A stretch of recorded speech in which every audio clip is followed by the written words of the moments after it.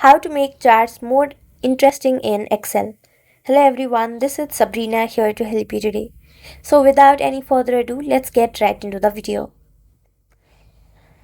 So first, let's create a basic chart. Simply select all the datas that you want to create the chart of. I have taken this dummy data. Now go to insert, go to chart, and your chart will be over here. Simply select the chart type that you want.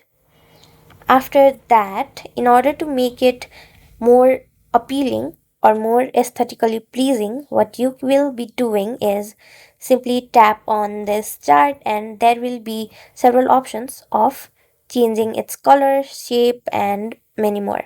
Go to fill color and select the color that you want. You can also change its opacity like this. Change the line color the way you want, and you can also change the line type, thickness, change the axis and many more. You can also add data labels and error bars for more detailed view like this. You can also change the tile and also the format like this. So that's how you do it.